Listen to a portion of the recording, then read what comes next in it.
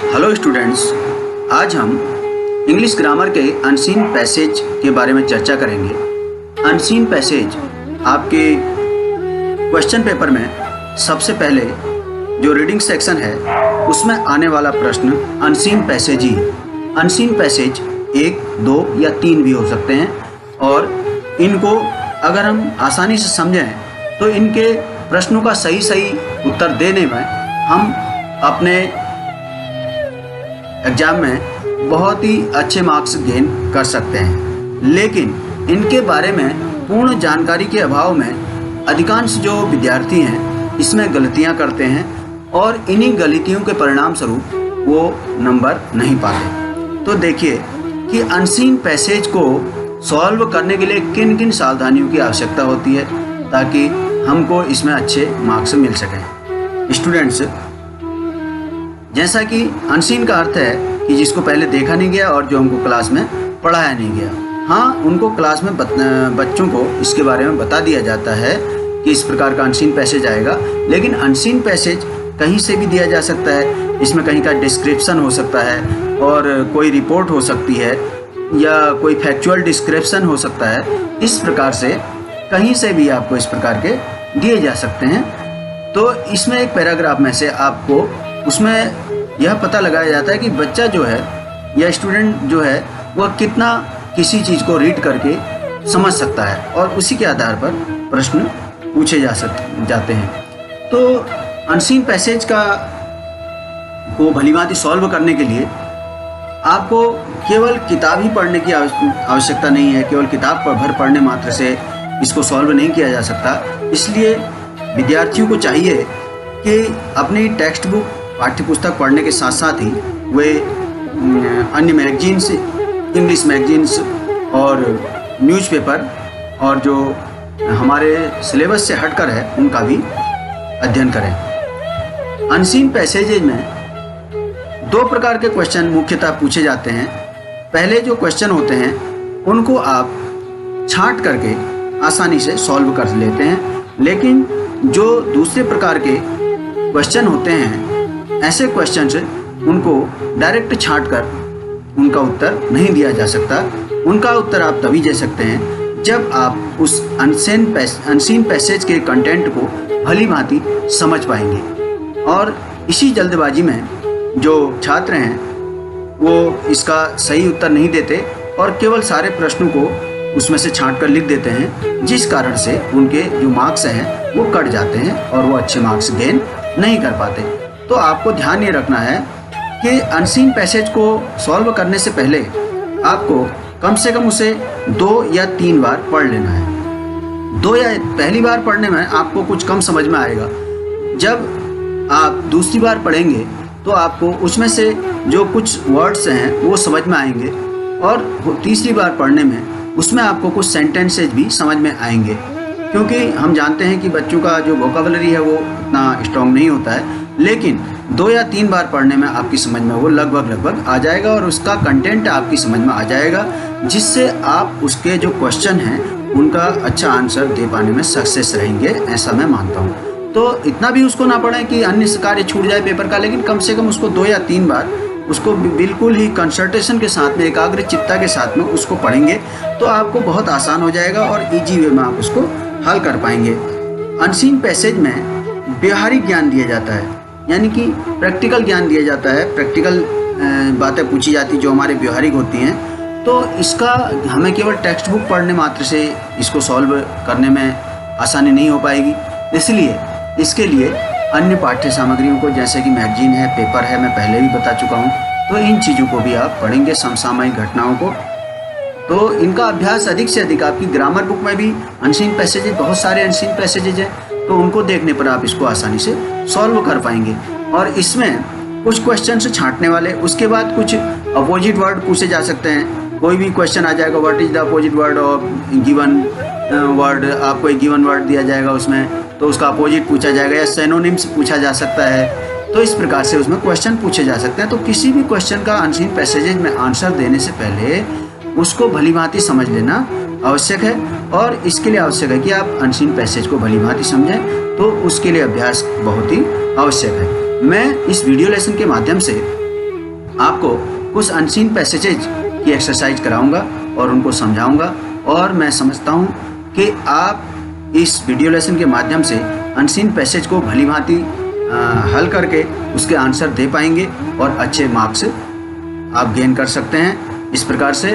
तो इस वीडियो को आपको पूरा देखना है अंत तक। आगे इसके साथ ही मैं इसमें कुछ अनसीन पैसेज अटैच कर रहा हूँ। इस वीडियो लेसन के माध्यम से एक अनसीन पैसेज को सॉल्व करते हैं। देखिए सबसे ऊपर यहाँ पर लिखा हुआ है पैसेज फॉर कॉम्प्रीहेंशन। कॉम्प्रीहेंशन का मतलब होता है समझना किसी चीज़ को। तो पैसेज फॉर कॉम्प्रीहेंशन, इसमें जो पहला पैसेज दिया गया है सॉल्व पैसेज है, तो इसको आइए समझते हैं एक बार। देखिए लिखा है Pandit Jawaharlal Nehru was a great patriot and far sided leader. Far sided, अब देखिए यहाँ पर हमने देखा कि पैट्रियट मीन्स देशभक्त और फार साइडेड मतलब जो दूरदृष्टा होते हैं, दूरदृष्टि रखते हैं। तो दो शब्द हमारी समझ में आ गए। अभी मैं यहाँ पर अपने आप को एज ए स्टूडेंट्स देखकर स्टूडेंट के समान इसको पढ़ रहा हूँ। ही became the first prime minister of free India on 15 अगस्त। अब जब मैंने इसको बिल्कुल कंसंट्रेट करके पढ़ा तो मुझे पता चला कि वो जो है फ्री इंडिया के 15 अगस्त 1947 को फर्स्ट प्राइम मिनिस्टर बने थे। तो इतना हमारे लिए ये एकदम इजीली समझ में आ गया है। He saw that India could not succeed against her enemies in the past. तो उन्होंने देखा कि इंडिया जो था अपने पास्ट टाइम में सक्सीड नहीं था अपने शत्रुओं के खिलाफ, सफल नहीं रहा। Because Indians were always quarrelling among themselves. उसका जो रीजन था सक्सीड नहीं रहा अपने एनिमीज के खिलाफ, इसके पीछे क्या रीजन था बता रहे हैं कि इन the past because Indians were always quarrelling. Quarrelling means अब हम समझ गए, क्वारल मीन्स लड़ाई झगड़ा करना। तो आपस में ही क्या करते थे, क्वारलिंग करते थे। अमंग मतलब बीच में, आपस में, देमसेल्व मतलब उनके। तो उनके आपसी झगड़े होते रहते थे इंडियंस लोगों के बीच में, इसलिए जो है वो अपने एनिमीज को उनके खिलाफ जो है सक्सेस नहीं रहे उनको। तो आगे देखिए these quarrels largely arose because of difference in religion and language. तो यहाँ पर हमारी फिर समझ में आ गया आसानी से। ये जो क्वेरल्स होते थे ये अधिकतर कैसे होते थे, ये अधिकतर जो मुद्दे होते थे इनमें ये बिकॉज ऑफ मतलब के कारण से, किस कारण से होते थे, डिफरेंस इन रिलीजन यानी धर्म में अंतर के कारण और लैंग्वेज भाषाओं में अंतर के कारण। आगे देखते हैं he therefore made India a secular state. Secular का मतलब धर्मनिरपेक्ष। तो इसलिए उन्होंने इंडिया को क्या बना दिया, धर्मनिरपेक्ष राज्य बना दिया, जैसा कि जवाहरलाल नेहरू के इस बारे में इसमें बताया गया है। It means that India has no official religion. इसका मतलब ये हुआ कि इंडिया का कोई एक अपना रिलीजन नहीं रहेगा, कोई भी ऑफिशियल रिलीजन नहीं है, कोई भी किसी भी धर्म को भी सभी को महत्व दिया जाएगा, कोई विशेष मतलब किसी को महत्व नहीं दिया जाएगा किसी विशेष धर्म को। All religions enjoy equal states.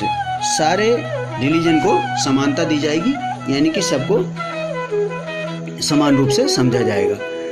Any Indians what ever his religions, कोई भी इंडियन चाहे वट एवर माने कोई भी रहा हो, उसका जो रिलीजन कोई भी हो, जो कुछ भी हो, can rise to be the president और the prime minister of India.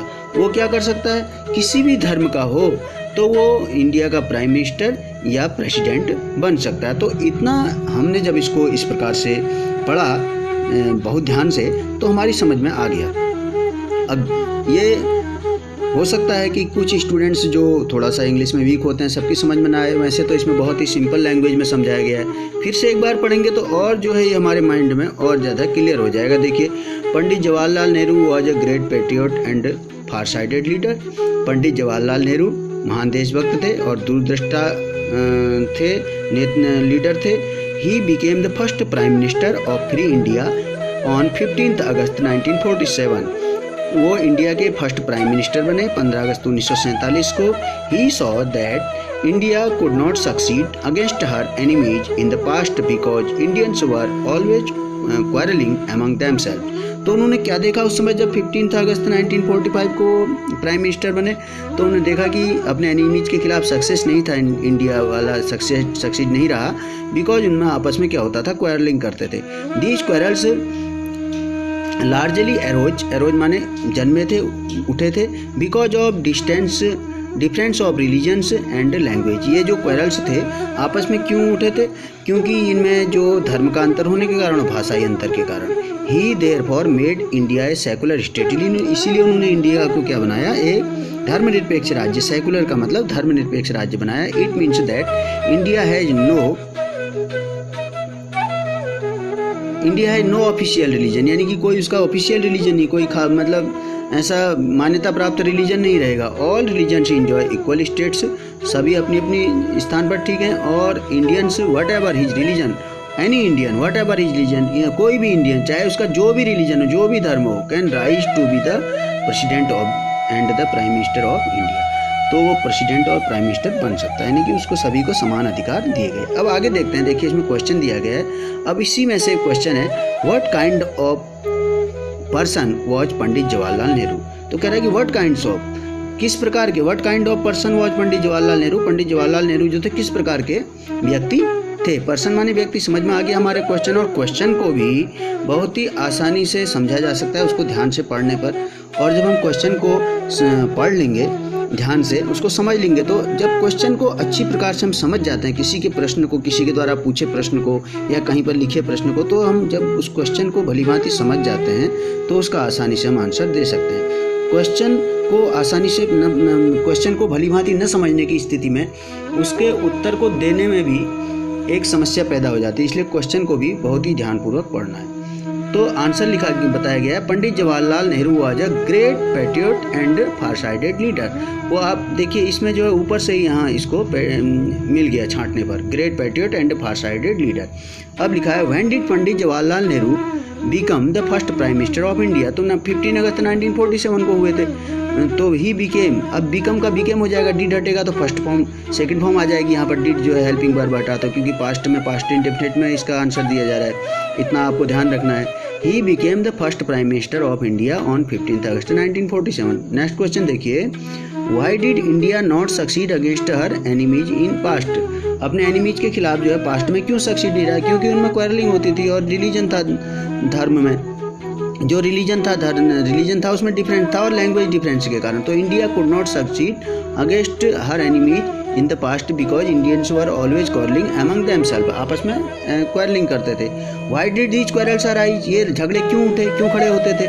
These quarrels arose largely because of difference in religion and language. तो ये थोड़ा थोड़ा आपको इसमें से करने से आप इसका आसानी से उत्तर दे पाएंगे। What is the meant of the secular state. अब यहाँ पर जो है सेकुलर स्टेट के बारे में पूछा गया कि धर्मनिरपेक्ष राज्य क्या होता है। इसमें आपको सूझबूझ से आंसर देना है। तो देखिए क्या लिखा, a secular state is that form of government where all religions enjoy equal status. यहाँ लिखा है इक्वल स्टेट्स, यानी कि सभी अपनी अपनी समान रूप से, किसी भी धर्म का व्यक्ति हो तो गवर्नमेंट के लिए सभी को समान अधिकार प्राप्त है और सबको समान दृष्टि से देखा जाएगा। एज सेकुलर स्टेट है no official religion. Secular state में किसी भी जो सेकुलर स्टेट होता है उसमें कोई भी एक मान्यता प्राप्त धर्म नहीं होता है। अब लास्ट क्वेश्चन देखिए, who can rise to be the president और प्राइम मिनिस्टर ऑफ इंडिया, कि कौन बन सकता है प्राइम मिनिस्टर और प्रेसिडेंट इंडिया का, राष्ट्रपति और प्राइम मिनिस्टर। तो any Indian can rise to the president और प्राइम मिनिस्टर ऑफ इंडिया, कोई भी बन सकता है। तो इस प्रकार से आंसर दिए जा सकते हैं। अब इसमें कभी कभी किसी एक वर्ड को पूछ करके उसका आपको या तो अपोजिट वर्ड पूछा जा सकता है या फिर उसका सैनोनिम्स यानी पर्यायवाची भी पूछा जाता है। इस प्रकार के भी क्वेश्चन आते हैं। तो इस प्रकार के क्वेश्चन को आपको ध्यान से समझना है। तो इसके साथ ही जो मैं आपको ये पैसेजेज भेज रहा हूँ इनको अपनी फेयर कॉपी में भी कर लेंगे और इनको करने के साथ साथ अपनी ग्रामर बुक में और अनसीन पैसेजेज को सॉल्व करके इनको समझने की कोशिश करेंगे। मुझे उम्मीद है कि आप लोग इसको बेहतर ढंग से सॉल्व करके